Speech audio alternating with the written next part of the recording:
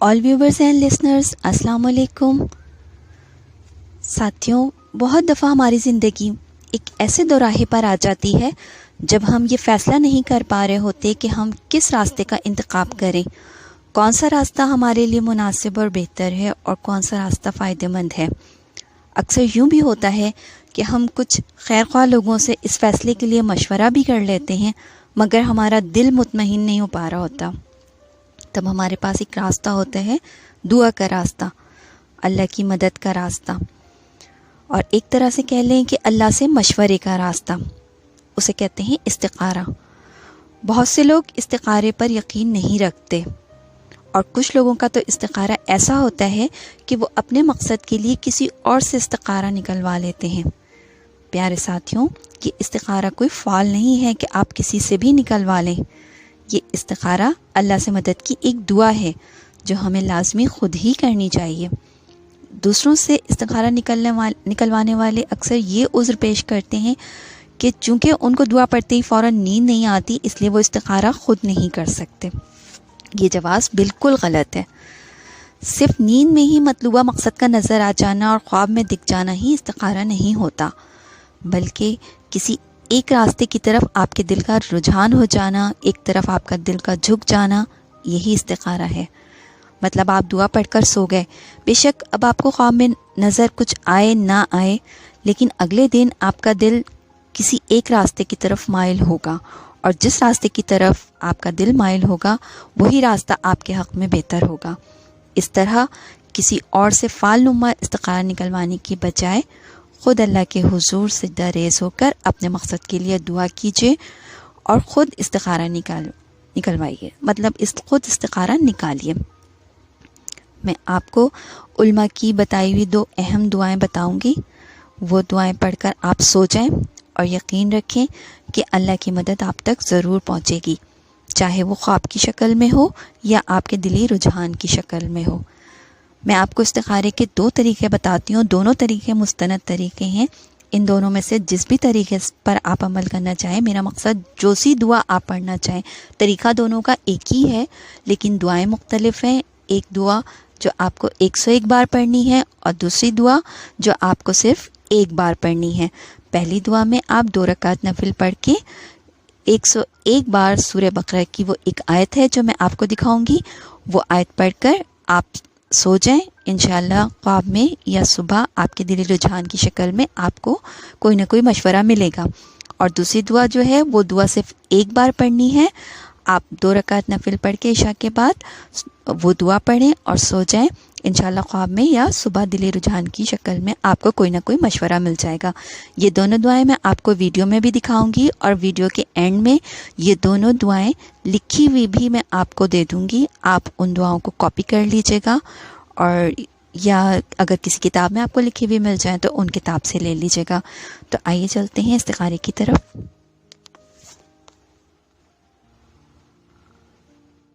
استخارے کا پہلا طریقہ یہ ہے کہ آپ کو جو بھی بات خواب میں معلوم کرنی ہو، یا جس مقصد کے لیے آپ پریشان ہوں، یا جو بھی 2 راستے آپ کے سامنے ہوں، آپ فیصلہ نہ کر پا رہے ہوں کہ ان میں سے کس راستے کا انتخاب کریں، تو رات میں سونے سے پہلے عشاء کی نماز پڑھیں، اور عشاء کی نماز کے بعد 2 رکعت نفل پڑھیں استخارے کے لیے، اور پھر 101 مرتبہ یہ دعا پڑھیں. یہ دعا میں آپ کو دکھا رہی ہوں. میں سبحانک لا علم لنا الا ما علمتنا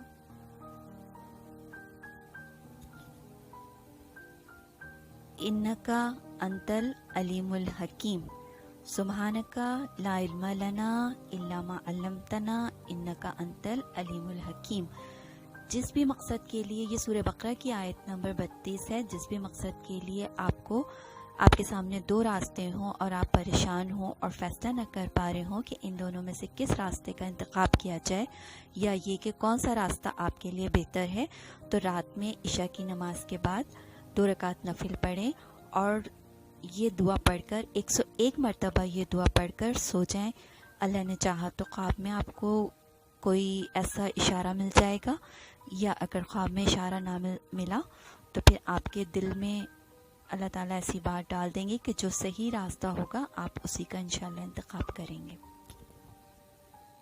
استخارے کی دوسری دعا بھی میں آپ کو بتا دیتی ہوں۔ یہ دوسری دعا ہے اور یہ بھی بہت آزمائی ہوئی دعا ہے۔ اللہ تعالیٰ کی مرضی ہوگی تو انشاءاللہ آپ کو خواب میں ضرور کوئی اشارہ ملے گا یا پھر آپ کا دل کسی ایک طرف ضرور راغب ہوگا۔ تو دوسری دعا بھی پڑھنے سے پہلے آپ 2 رکعت نفل پڑھیں اور یہ دعا پڑھیں، یا تو وہ پہلے والی دعا جو میں نے بتائی تھی سورہ بقرہ والی، یا تو وہ پڑھ لیں، یا پھر یہ والی دعا اگر آپ چاہیں تو اس دعا کو، لیکن اس دعا کو تو 101 مرتبہ پڑھنا ہے، اس دعا کو صرف ایک ہی بار پڑھنا ہے اور اس کو ایک بار پڑھ کے سو جانا ہے۔ تو دعا میں آپ کو پڑھ کے بتا دیتی ہوں۔ اللہم انی استغیرک بعلمک واستقدرک بقدرتک واسألک من فضلک العظیم فإنک تقدر ولا اقدر وتعلم ولا اعلم وانت علام الغیوب۔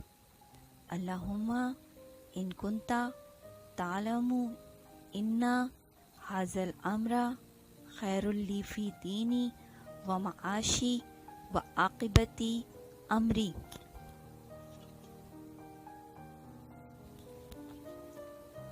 فاقدرت لی ویسرہ لی ثم بارک لی فیہ وإن کنت تعلم ان ھذا الامر شر لی فی دینی ومعاشی وعاقبت امری فاصرفہ عنی واصرفنی عنہ واقدر لی الخیر حیث کان ثم اردنی بہ۔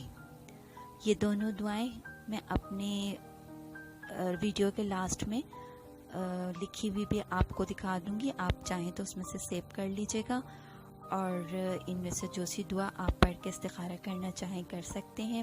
پہلے والی دعا کو 101 بار پڑھنا ہے، 2 رکعت نفل پڑھ کے 101 بار پڑھ کے اور سو جانا ہے، اور یہ دوسری دعا کو صرف ایک بار پڑھنا ہے اور ایک بار پڑھ کے اور سو جائیں۔ اللہ نے چاہا تو خواب میں آپ کو کوئی نہ کوئی اشارہ مل جائے گا، اور اگر خواب میں اشارہ نہ مل سکا تو انشاءاللہ آپ کو اللہ تعالیٰ آپ کا دل کسی ایک طرف راغب کر دے گا، اور جس طرف بھی آپ کا دل راغب ہوگا انشاءاللہ وہی راستہ آپ کے لیے صحیح ہوگا۔